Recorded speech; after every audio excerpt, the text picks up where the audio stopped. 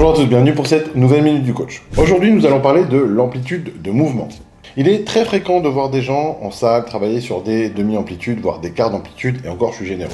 Soit par méconnaissance des mouvements, soit par excès d'ego, en mettant trop lourd sur une barre et en sacrifiant totalement la forme et l'amplitude du mouvement. Et même si les reps partiels ou les reps trichés peuvent avoir leur place dans l'arsenal du pratiquant sur des exercices d'isolation par exemple, il ne reste pas moins vrai que les répétitions en amplitude complète doivent être une priorité dans les séances, et ce, au moins pour 3 raisons principales. Premièrement, une amplitude complète permet de recruter plus de fibres musculaires pendant les phases négatives et concentrique, ce qui conduit à plus d'épaisseur musculaire et à un meilleur gain de force. Deuxièmement, travailler en amplitude complète permet aussi de garder une certaine mobilité et permet donc d'éviter des blessures. Et ça, c'est pas un point des moins importants. Troisième point, l'amplitude complète demande en toute logique plus d'énergie aux muscles et les fatigue encore plus, ce qui ici aussi est une stimulation importante pour l'hypertrophie. Alors je sais que beaucoup d'ego-lifters préfèrent les répétitions partielles, néanmoins, en termes d'hypertrophie et de développement de la force, la supériorité va nettement et de loin au travail en amplitude complète. Une étude sur le travail des triceps avait même montré que sur 8 semaines, un développement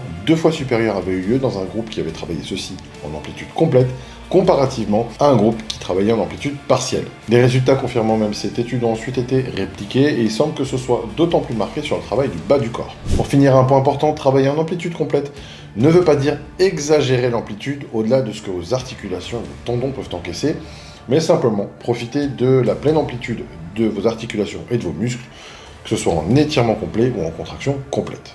A bientôt pour la prochaine minute du coach.